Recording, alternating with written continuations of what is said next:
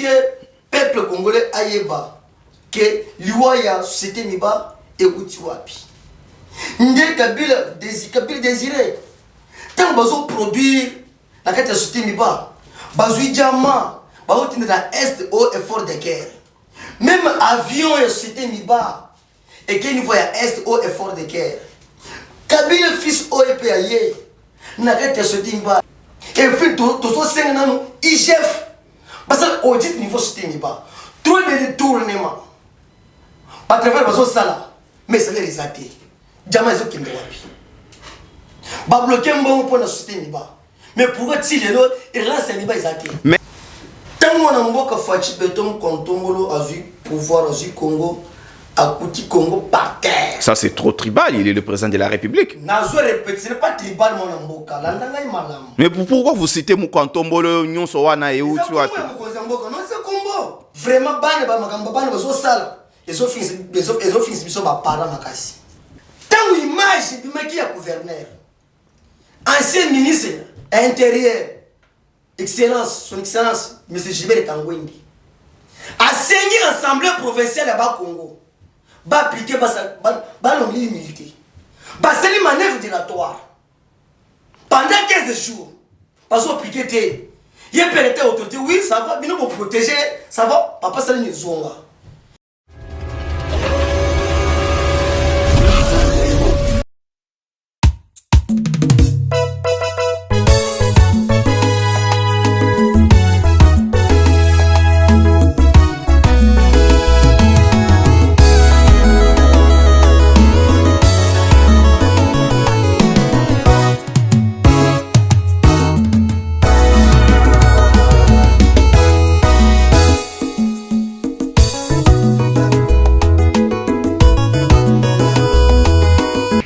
Bonjour fidèles téléspectateurs de Goshen Télévision, bienvenue dans votre émission Le débat congolais, émission Oyoto Mesana, copie Sabino, information sur l'actualité politique en République démocratique du Congo.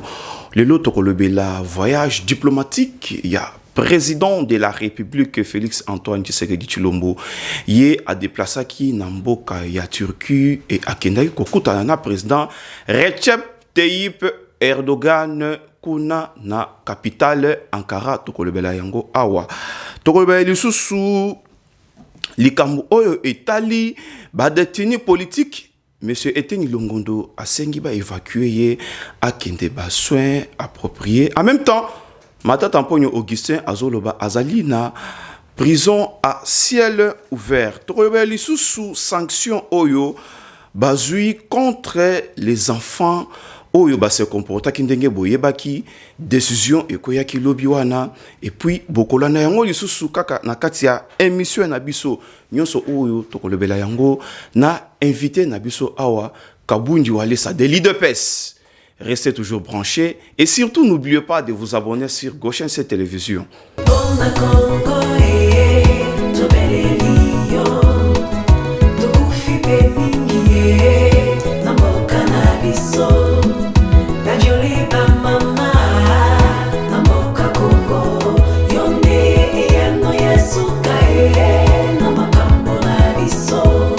Moi, Mboka Kabunji Walesa de l'UDPS, je profite de l'occasion pour nous présenter aux téléspectateurs. Ozali Moko, il y a des membres de l'UDPS, Mbote et Bouye Malamu na Goshen cette télévision. Merci Mbote, moi Mboka, tous allez pour le peuple congolais, tous allez pour tout servir le Congo. Naza Moko, il y a des communicateurs à l'UDPS, président, il y a Parlement debout de l'UDPS Willeri. Nazali président Dominique Kabunji Walesa de l'UDPS. En tout cas, merci beaucoup Dominique Kabunji Walesa de l'UDPS pour Nikoloyo Toko Mikara, Dominique Kabunji Walesa de l'UDPS, Abbé Cholé de l'UDPS. Je ne comprends pas ce qui se passe na UDPS au Gomo Goyo Kaka. Ba komo ya banganga nzambe nde bino bokomi kozwa mwana mboka ezalaka nini yango? On a profité de l'occasion pour appeler nos collègues Kanangai à Bécholé Mbambo Théâtre. Tous les mêmes moral. Ils ont comme la population. C'est la pape, c'est biso. qui c'est pour la population c'est pas dans la tête qui a pris un parce que comme on a dit Kabundi Dominique mais population qui était yo za wales de l'UDPS parce que la profité aussi occasion la prise sous mode et pas ya pasteur Kabundi wales azam noyi na ngai mais azam na nzambe na pesa ba mbote trop ce n'est pas que za biso ne tous ba komboté car peuple congolais et ça ba surnom surnom et puis nous sommes autres biso tozo sala ne peuple a s'appelle que était comme on a dit la Dominique Kabundi wales Abbé Cholé, Abbé Kili, Antibal, Moïse, tout ça, bah, en tout cas, merci beaucoup Dominique Kabundi Wallis et je profite aussi de l'occasion pour appeler ça moi Namboka, Abbé Cholé, Trésor Lumbumbote et Sika Azali, je pense Azali n'a pas pour vers Lubumbashi, moi Namboka Nazongi Panayo. Dossier Miba, 45 millions de dollars. Oyo, il fallait bah, financer Namiba. Mais baloba qui par mois bakobanda kozwa 1 million de dollars pour nos futa ba travailleurs et 4 à 5 millions pour nos kosoma bangien pe kosala musala mususu mais jusque là les syndicalistes balobi et loko moko te pour l'état a débloqué fonds wana ezali kopesa pasi pour na bande ko na biso bazali kosala musala na miba pe ba travailleurs yo olobini. Merci moi Namboka pour na mutuna ya dossier ya société Miba. Nani abomi société Miba. Bit ya liwa société Miba ibandi wapi. Moi Namboka tozana we regret makasi na kati mboka na biso pour na dossier ya société Miba. André et Afoudel avec président Sultan que son nom repose en paix Désiré Kabila. André et Afoudel bangonde ba pied société Miba tangu yepe asele ba mbula na yena kati société Miba Kabila office zala bref pour eza préambule ya émission il faut tout expliquer peuple congolais ayeba que liwa ya société Miba ekuti wapi nde Kabila désiré tangu bazo produire na kati société Miba bazui jama ba otinde na est au effort de guerre. Même avion et société Miba et qu'il niveau ya est au effort de guerre. Kabila fils au EPAye na kete société Miba. Avion et quoi na kinduti lelo. Ah, mwana mboka. Yepe Kabila ye ne muto penser société Miba fois 10 et tin pas les tin. Et puis ba écouter gouverneur diamanté. Tant bazo produire diamant. Yepe zu diamant atinde na niveau qui ça. Kabila Zoudiama a été à Zimbabwe, va partager. Or que va travailler société, mais pas travailler pour la société et qui est bosso. Donc la société par terre, n'est pas le baboué. Ah, par terre et c'est coup foi. N'est le lobby sur la communication de l'UDPS. Toi c'est un gouvernement. Toi c'est un Mokonzamboka qui était parmi la société aux Zakata Congo, mi bas au pays. Pas de dossier il y a une société mi bas. Et puis, tout ça, c'est un IGF. Parce que audit niveau système, trop de détournements. Pas travers le ça mais c'est les athées. Jamais ils ont qui me wapi. Ba bloquer un bon point de système. Mais pourquoi il est là, il lance un les athées. Mais quand même, 45 millions, si je ne me trompe pas. 45 millions, oyo, l'État a lobby, il faut pas financer Namiba pour na. Hein? Basa yana no musala batala ne makamwezo keni. Mais pour na kobimisa yango komi problème. Les montant au gouvernement a dit que il faut pas bimisa pour relancer Miba. Bientôt moi namboka pour votre information bientôt parce que misambo moi pour relancer la société Miba pour que te bafte ma travailler et puis basuma ka angé pour que bientôt moi bientôt ba syndicaliste bazo se plaindre na landa ki ba syndicaliste na top Congo se plaindre trop même sur télé 50 na landi bango ba syndicaliste ba 5 gouvernement que asala application fiscale rapide parce que Miba est un poumon ya Kasai les gens Kasai basé par terre à cause de ce Miba parce que ce Miba a va fournir au niveau ya Kasai parce que diamant no bazo produire diamant bazo teke diamant niveau que ça activité partout qui se voit pas sénégaliste na landi bango ba pesi message d'abord est clair biso peut trop profiter message ya sénégaliste soutenir bango qui était il faut que gouvernement les fisc rapide intervention pour société Miba parce que Kasai bazo vivre à travers société Miba Mwanamboka. En tout cas, merci beaucoup Mwanamboka Kabundi Walesa société Miba. Biso oyo ba tozoloba awa toza produit à société Miba. Totang école maternelle na société Miba, l'école primaire à la société Miba, les humanités à la société Miba. Si tu as continué société Miba et puis si biso ba bourse à l'époque. Mais les lots pour na ko zongi sa société Miba oyo ezala ki poumon et économie nationale après koku voyager kamine les lots société Miba et commis pour pas sa mort 45 millions l'état loba qui va débloquer 1 million pour na ko futa ba travailleurs mais jusque là bazo pesa ata infranté ba syndicaliste ba leki na ba média nyon surtout ba leki na ba niveau nyon surtout ministre à portefeuille ministre à finance ministre à budget ba nyon surtout bazali na responsabilité mboka pona maimatali ba entreprise à l'état ba entreprise publique tout ba s'engager na likambo oyo po pasi eleki na Kasai pasi eleki na Miba société monene lokola oyo ekoki kokule modèle wana te mona mboka tozwa actualité politique tournée ya mokonzi mboka en Europe ye akutanaki na président Recep Tayyip Erdogan oyo azali président ya Turquie lobi na Ankara ba signaki 3 accords pona bamboka mibale oyo République démocratique du Congo na Turquie. Donc c'est une victoire diplomatique mais tolingi awana mboka pe to sentir quand même ba marathon diplomatique mokonzi mboka bandi ko sala banda azo pouvoir azaka na marathon diplomatique mais toza na posa ya progrès quand même malobe c'est pas na yo. Merci mon mboka pona mutuna wana nazo expliquer peuple congolais en général bien ta expliquer peuple congolais tant mon mboka fachi beton kontombolo azu pouvoir azu Congo Akuti Congo par terre. Ça c'est trop tribal, il est le président de la République. Nazo répète, ce n'est pas tribal mon mboka. Mais pourquoi vous citez Mukantombolo Nyonso wana et où tu as son nom c'est Félix Antoine Tshisekedi Tshilombo, président de la République tout court. Ça c'était un sobriquet. Bolingi dose. Mokoboyi. Exemple, net na sur le terrain. Comment les hommes Messi Ntumba ou bien Messi. Parfois tu vas beaucoup ko sepela yo ba pesa comme mususu. Les hommes les hommes bêtés.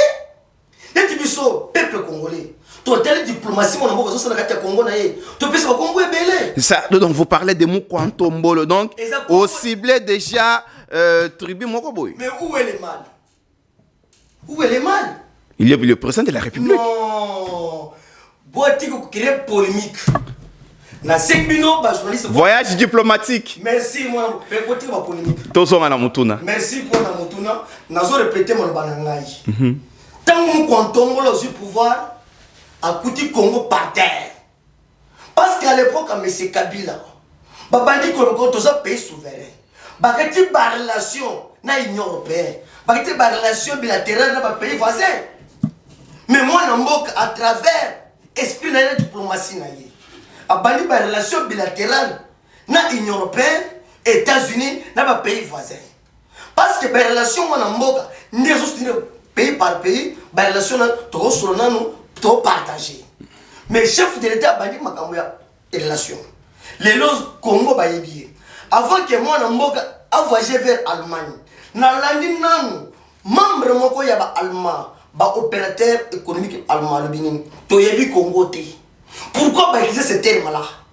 Parce que Congo est quitté. Bakundi Congo. Et Pesanga passi. Bakundi Congo. Mais nous sommes moins 6 mois.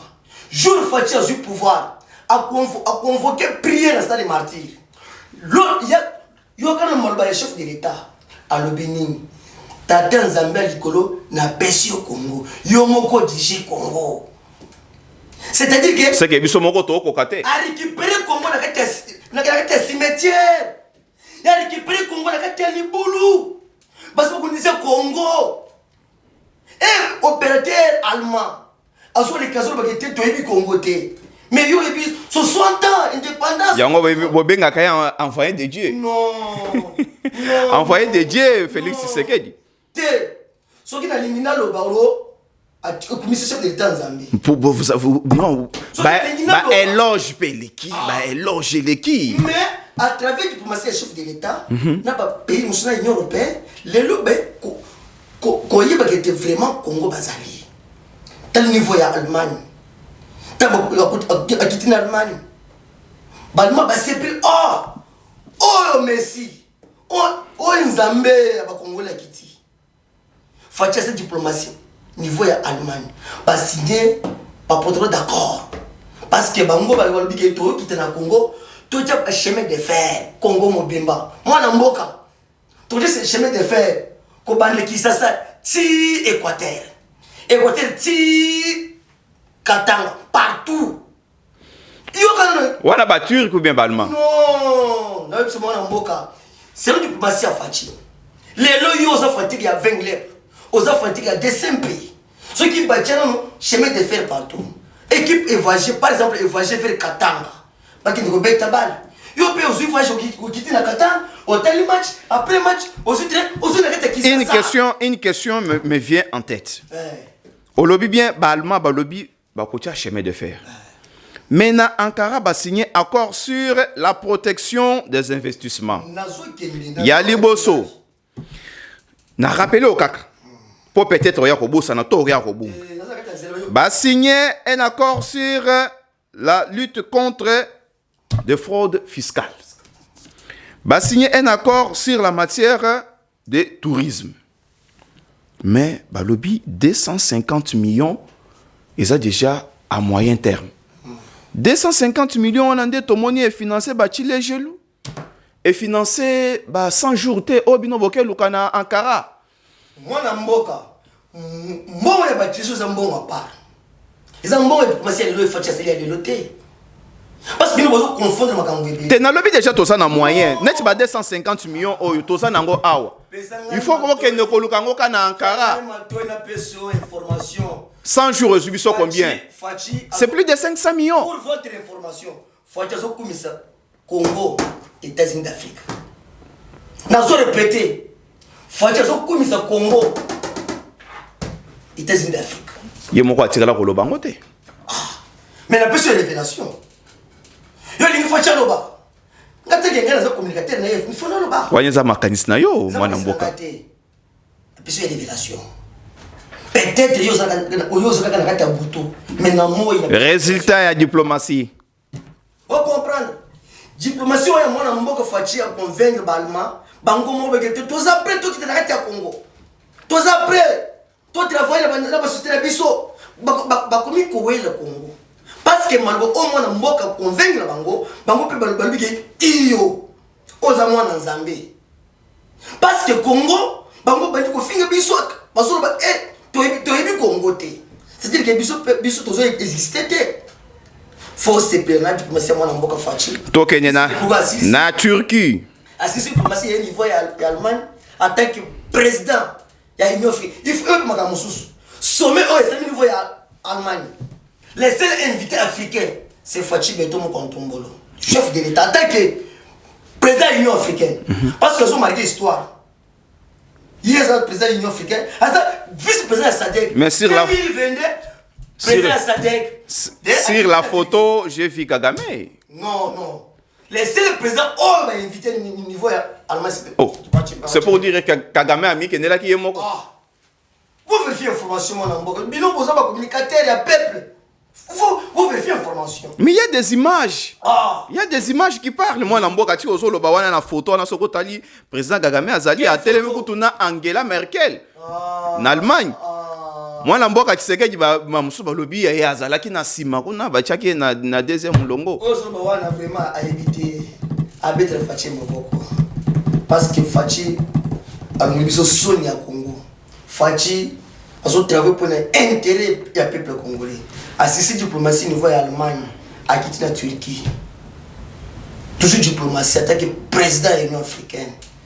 parce que makambo c'est la Turquie écoute makambo c'est la Turquie il faut attaquer numéro 1 Afrique il faut sur place bas solo lui bazali na homologue na ba petit masolo sur place social ya peuple congolais au makambo somo na mboka niveau ya Allemagne bana ba insister lisusu au moins fois pour que Congo kende liboso il fallait que atele mpona makambo tali détournement et aussi Congo na sima talelo ce qui va pêcher au poste songolo pakala il faut que yiba obimina sujet obimina sujet non juste makambo ça même niveau Allemagne zelana rappeler yo te yo so songa en Allemagne ngana sa na Turquie yo so même en Allemagne ngai na za na Turquie motuna nanga eza na Turquie pour le moment eza na Turquie accord sur la protection des investissements investissement ya banani c'est-à-dire investissement ekoya ba signer un accord pour na ko protéger ba investissement wana accord sur la lutte contre des fraudes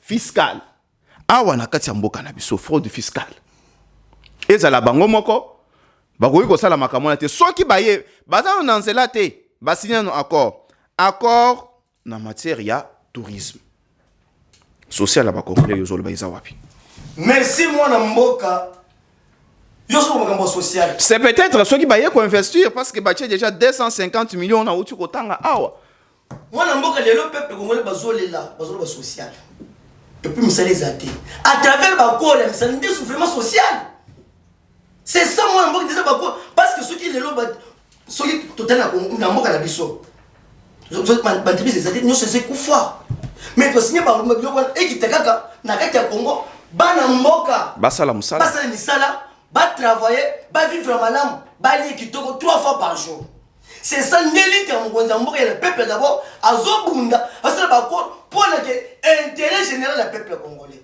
ce n'est pas intérêt d'un individu parce que ce qui est le peuple congolais c'est les athées quand article 15 oya muntu so faut débrier l'idée au moins en mboka zo lité azo sala ba ko ba déplacer par-ci par-là pour que à convaincre ba investir ba kitaka ta Congo pour que ba engager ba na mboka ba travailler c'est ça objectif ya ba ko o mkonza mboka sala libanda pour que intérêt général ya peuple congolais. Merci beaucoup mwana mboka Kabundi Walesa namoni en tout cas on s'est déchaîné ma bête en lobby voyage diplomatique ya mboka à l'étranger biso surtout ça d'accord pour musala tata ekolo azali ko sala ezali musala makasi donc kokende ko luka ba investisseur neti ba turki wana ba kokotele biso ba kokotele biso plutôt ba produit surgelé oyo en divagation awa mais ba poser dans nous ba accord wana de façon que soki baye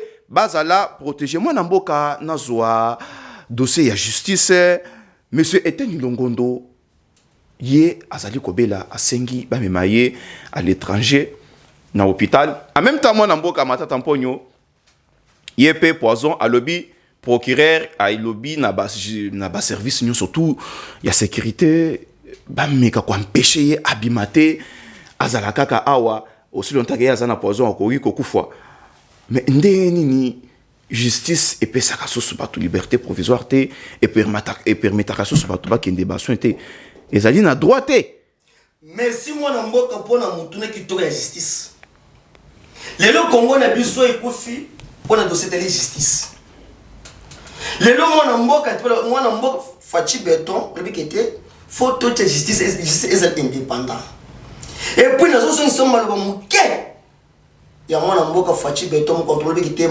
pouvoir na ngai beaucoup d'éloges ata ozan ndeko ata ozan camarade ata ozanani ceux qui oseli mbeba ok na justice premier point ya liboso justice dossier ya Matata Mponi je me rappelle mon muke mais c'est le journaliste Matata Mponi libanda à Turquie à l'opinion interview je vais rentrer pour affronter la justice ye moko Matata Mponi akiti na kati ya Congo ba convoquer la justice pour passer là ba dossier belé premier dossier akili ko répondre dossier Bukangalonzo mwana mboka yo salaire makoza congolais peut-être aussi on serait pas voyage peut-être parce que vous êtes journaliste yo aussi au moni muto na sida alors que la mêlée de na sida faut na que de voyager aussi au moni mais le mwana mboka ancien ministre matata mponyo mwana bozala sisana yo liko kotanga makasi ulingo kotanga poni loba malobeze pa na yo elo mwana mboka matata mponyo ancien premier ministre alobini oh nazana poison il faut que ndibanda pour dossier pour Kamalonso et tel bisoute tel justice ça la musanga ye mais il faut que tu répondes à la justice parce que bientôt si tout va bien les 13 avant l'entrée parlementaire il faut répondre à la justice parce que dossier les audiences publiques on doit répondre à fonder justice et teni longondo même dossier les lots ancien ministre de la santé pourquoi ba bela kaka soki akebi akomi ko bela mba et teni akoti nya pas longtemps ancien ministre de la santé docteur Etienne Longondo basali enquête basali audit membre de l'UDPS yepe asali mbeba azakuna na makala azobela mwana mboka c'est tout à fait normal muntu akobela mais tout ça na ba hôpital mine na kati ya Congo awa pourquoi libanda te aji azali cinquantaine mais pourquoi libanda te peut-être docteur na azara libanda kuna ye moko aza docteur il a des amis à l'étranger on appelle ça la confiance tout ça ba docteur mine na kati ya Congo bazali tout ba docteur bazali tout ba docteur Karel Kalala bazali pourquoi que traité mais pourquoi pas on dit libanda ils ont pour la justice ils ont établi ce que le Congo était très la justice ici ça la musala na ye même si nous avons profité occasion nous avons insisté parce que moi on veut me ciser na beto mon bouquet pour na dossier wana na yesa je sous-souté ah na moni bandi ko nanga ya lamuka basengi match le 15 pour na makambo tel président Seni oli ki posala match pour la justice à côté de dossier à John Numbi donc posala justice posala match pour na makambo tel mais c'est tolobela yango prochainement tolobela yango prochainement sengi bango babi mana bala basali justice après sur vérité dossier à John Numbi na sengi bango bani nanga ya lamuka babi basala marche qui était biloko kule ekita mais bango basala marche pour contester mais c'est quand wana ezali dossier mususu tolobela yango prochainement tolobela yango prochainement en tout cas na prison tokomi na ba docteur Mibale docteur Etienne Longondo na docteur Ogi Ilunga Oyo bazalaki ba membre ya UDPS donc ba docteur bazana libabe na mboka soko koti na gestion il faut okota kaka na prison na yebité c'est une question que je suis en train de me poser moi na mboka pour tous ces émissions lelo tozwa likamo oyo ilikaki na ba réseaux sociaux ya bana classe l'état a sanctionné bango ba exclure bango bakoki kotanga sous classe T aussi longtemps que dans ces pays Tomonaki, un artiste musicien, a tourné ma vidéo, surtout Boyebi, mais, tu m'as dit, oh non, cours, qu'on s'auto-saisir, oh, ceci, c'est là.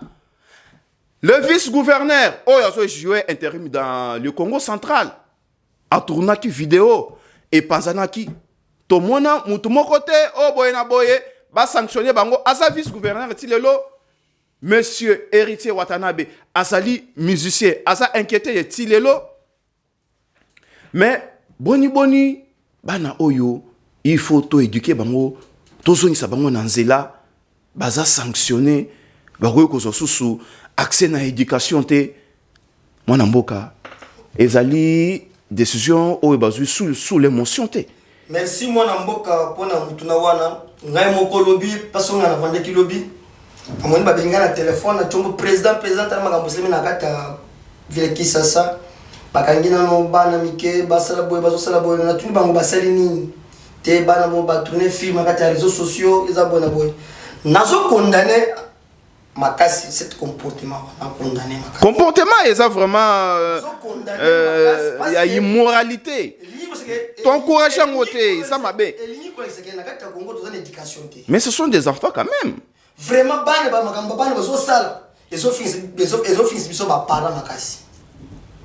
même la nation, parce que on a la place publique.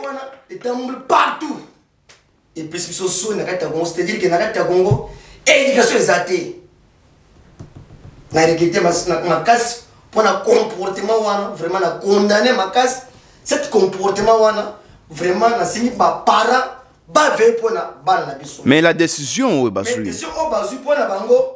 nazwi nga pe nazo soutenir décision wana parce que makambo boyeki ko sama kata Congo te lelo zo mettre dossier ya gouverneur ya ba Congo pona makambo teli ba image wana etambola awa ezaki soni pona république autorité aza gouverneur ti lelo merci nazo somo muke pona dossier gouverneur wana tango image bimaki ya gouverneur ancien ministre intérieur Excellence, son Excellence, M. Gilbert Kangwendi, a saigné l'Assemblée provinciale à Congo, va appliquer l'humilité, va faire une manœuvre dilatoire. Pendant 15 jours, va appliquer, il y a une autorité, oui, ça va, bien pour protéger, ça va, papa, ça n'est pas. Et ça faut l'Assemblée provinciale à Congo. Il paraît qu'il y a Gagnaki, Montouboine a Gagnaki. Tant bazon ici, bango moko ba des ordres. Pourquoi zoni? Pourquoi? Mais tant ba bisinoke. Ba kenda ki na vote ndeko Matubwana a gagnaki. Non de connaissance biso vérité na kati assemblée provinciale wana, c'est des blocs. Bloc ya bantu oh bazo ba changer. Ya cataracte et le bas fleuve. Na bloc oh yo bato bazo ba soutenir nano. Gouverneur. Ndesi pour lelo à travers ce comportement votre dossier na mais c'est pas ministre actuel. Non, c'est trop. Et puis, il y a un détournement de calamité. Balongola qui est déjà. Merci, moi, déjà. Parce que Tokoki Konji Makambo, ma belle, Mboka la bisoté. Donc, il ne voit un changement. Parce que homme politique, il est là. Et puis, Madame Soumana Mboka. Souffrance, c'est un peuple congolais. C'est un homme politique. La classe politique, vraiment bizarre avec le Congo. 60 ans plus tard. 30 degrés. Et puis, pour votre information, nous avons fait l'indépendance. Pour le mauvais comportement, il y a un homme politique. Il y a un changement. Il y a un pouvoir. Tokomi na suka ya émission na biso mwana mboka en tout cas les autorités tokosenga bino bozwa ba décision na ba émotion te bana wana bazali bana na bino bokoki ko appliquer ko mema bango na banzela mususu ba mesure mususu mais ko pekisa bango nzela ya éducation ezali pasi mwana mboka tala caméra ya Joël Ngabu opesa maloba na ya suka pour to clôturer émission lelo. Merci na peuple congolais en général naza moko ya bino communicateur à IDPS Dominique Kabundu Walesa. Je t'osali. Na quoi il se fait à plateau parce que Monique t'osali pour le peuple congolais. Tokole mbaté to bakaka pour le changement. Na quoi insister les sources makasi pour le dossier télé à ram. Na quoi il se fait à plateau na dossier wana. Prochainement. Na quoi il se fait à pour le dossier wana. Tokotika te parce que peuple zo souffrir. Mais bino bo ta bango ba unité. Tokolemba tozali na pesi mbote partout na Congo mobimba na pesi mbote epa ya aya ide pesi ya marka bunda kabund na pesi mbote mwana buta okste kabuya na pesi mbote na ba groupe ba orio par matin debout Antibal Chiba Jeff Kennedy mwana Koli na pesi mbote pa passer Kili abe Chole mbote pa Kelor réserve de l'IDPS na pesi mbote tozali pour na bino plus 243 85 091 0602 plus 243 85 091 0602 mon mboka vous la parole. Allez, ça, je pense que Tokomina Souka émission est plutôt. Moi, je salue particulièrement Trésor Kandolo, mon ami personnel et mon ami privé, place aux alliés. Je pense aux Ananzela vers Lubumbashi.